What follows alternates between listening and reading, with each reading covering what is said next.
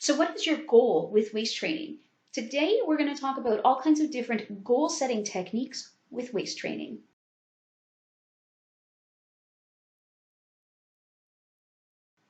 Hey guys, it's Morgan with BDSM Relationships and Education. Thank you very much for checking out this video. We are going to be talking today about how to set goals while you're waist training.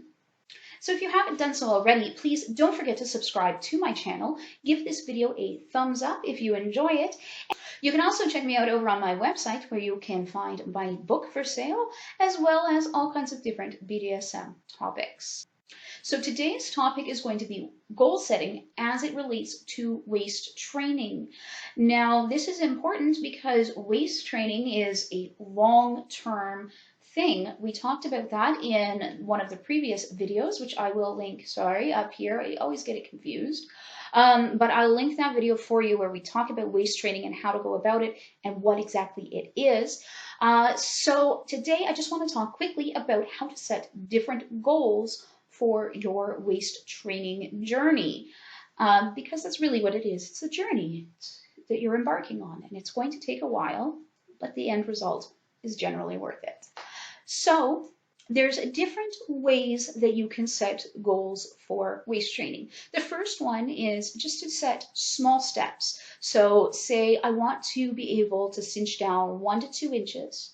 And then I want to be able to cinch down, say, 3 to 4 inches, and just sort of increase it as you reach the different goals. You could also have, okay, I've got a 28-inch corset, for example, and I want to be able to close that corset before I move on to my next goal. So don't feel pressure to put a timeline on it. Don't say to yourself, well, I need to close this corset in the next 3 weeks because, I have this big event, and I need to achieve an 8-inch reduction in 3 weeks, because that's not going to happen. You have to be realistic about these things. So just set the goal of the size itself. So losing, not losing, but cinching down 1 to 2 inches, being able to close a corset which is already close to your waist size. Those are your goals, and not worry about the time that it takes to get there. Because if you train regularly, you will get there, and the more often that you train your waist, the quicker you will get to your goals. It's very much like anything else in that respect. Then, of course, you have your sort of ultimate goals. What is the end result that you want to see from waist training? And so there's a couple of different ways to set that sort of ultimate goal. One is just to say, I want to be able to cinch down X amount of inches. And some people just are happy with that. But if you are unsure about what is realistic or where you should be setting that goal, just saying, oh, I want to be able to cinch down X amount of inches is not going to be very helpful. So one of the ways that you can determine your end goal as far as the waist goes is you can decide on sort of that perfect waist to hip ratio. So it is 0.7. If you multiply your hip measurement, so the widest part of your hips, by 0.7, then that is your ideal waist size. So I'm curious, and we're going to try this on me. Hold on. Okay, so I have my measuring tape here, and let's measure. Whoops, I let go of it. Okay. We're going to do this in inches because so many corsets are measured in inches, so we'll just go with that. So I am going to, you can't really, I'm going to trip over the cross again. Apparently, I'm going to do that a lot. So you can kind of see here, I'm going to measure the biggest part of my hips, and that is around 50 inches, 50, because I have big hips. So let me plug into I have a calculator on the screen here. So 50 times 0.7, and that would equal 35 inches. Now, my waist without a corset is already smaller than that, or around that. I'm usually at 34 to 35. So let's take a look right now with this. I am wearing a corset, and I'm not laced in very tightly. So right now I'm sitting at 33 inches, and that is over top of a corset and a dress. and corset liner. So those all add a little bit, a little bit, a little bit. So probably 32 and a half, like it doesn't add that much, or 32 inches. So I'm already sort of beyond that ideal. So that would not be a good goal for me, but that might be a good goal for you. I have a natural hourglass figure to begin with, but if you have a very sort of straight up and down figure, then that may be a good goal for you. So again, a lot of these goal setting techniques are going to depend on your body shape.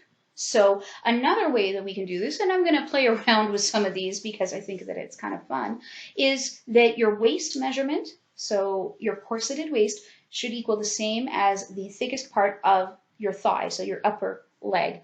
So let me just bend down here and measure what my leg is. And I have thick legs. The whole bottom of me is rather thick because I've always done like sports that required leg stuff, and then I did a lot of work that required leg stuff. Lift with your legs always. So the thickest part of my leg there is about 26 inches. So in that case, I have a long way to go if I'm currently sitting at a 33 or so inch waist. Now I know that I can get down to about a 28-inch waist, but that's still a ways to go.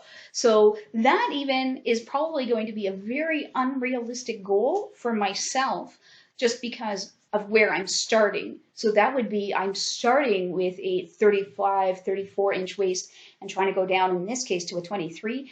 That's a big reduction. So it may not be the most, that's more than 10 inches. It may not be the most realistic for me and my body type, but it might be the right one for you and your body type. So the next one we could use is using the golden ratio. And I closed my calculator too soon. Let's bring that right back up. And we'll talk about the golden ratio. So in this case, we aren't going to talk about the circumference of our waist or our hips, but we are going to talk about the width of the hips from the front. So we just, let's see if I can not trip over the cross for once. So just how wide our hips look. So we'll do that, I guess.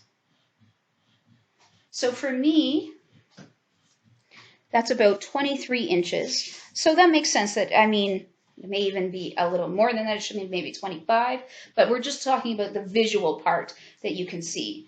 So obviously my hip measurement was 50 inches, but using the measuring tape in a straight line, we get to 23 inches across. So then we want to multiply that. So let me just plug in my 23. So let me put in my 23 inches. And so in this case, we are going to divide by the golden ratio number. So that is 1.618. So if we divide my 23 inches by 1.618, so let's do that, divided by 1.618, then I get a number that is 14.215. So I'm just going to round that up to 14.25 inches. And so again, we are just talking about the visual here. So the visual part that we can see should be 14.25 inches. And right now, I've got 15 inches. So this might be a good goal for me to set, because that would only mean visually 3/4 of an inch. So that's not a lot. And that's definitely within my ability to reach. So we could use that as a goal. And I'm going to put all of these up on the screen for you guys to see visually, like not the math that I'm doing with my own body, but just the math that you would have to do to find your own goal this way. So that is just a couple of different ways that you can set goals for your waist training. Again, it's really a matter of personal preference as well as your own body type. So we saw a couple of methods that really wouldn't have worked for my body type. One, because it was too extreme, and another because it wasn't extreme enough. So And then we saw a third one, which would probably work well for my body type. So it really depends on what works for you. And of course, you can just choose a number but be realistic. That's the important thing. For most people, you can put on a well-fitted corset and reduce your waist anywhere from 2 to 4 inches without any issue. The larger you are, the more fluff that you have, and that's what we call it in the corset community, fluff. But the more of that you have, the easier it is to compress, usually. If you are more muscular, it's a bit harder to compress. So your goals are going to have to be adjusted for that. So like I said, for me, I can throw on a corset and have a fairly big reduction really easily. And it's just not that big of a deal for me. However, if your body is not the same, then you're going to have to set different goals. Okay, so I'm going to leave you guys with a little bit of trivia, and that is the myth of the 13-inch waist. Now, this is something that is quite popular. We've heard about it historically and in modern times, and I just want to give you guys an idea of what a 13-inch waist would look like. So there's 13 inches on my measuring tape. So if I put that together, we are looking at a waist this big. Let me just sort of get that. So that is really, really tiny. So the current, it's a myth. It is not something that anybody has right now. The current record holder for the smallest corseted waist goes to Kathy Young. Big surprise there. She is quite infamous as far as corset wearing and the corset world goes. She has trained her waist down to 15 inches. So that is, I'm just looking at notes here, 38.1 centimeters. That is really, really tiny. And she stands at 5'8", so she's significantly taller than I am. And so just to give you an idea there, sorry, my dog has woken up from his nap. That is a 15-inch waist. So that is still really, really tiny. Anyways, guys, I'm going to leave it there, and we're going to be back with more corset videos next week. So thanks very much for checking out this video, and I will see you guys in the next one.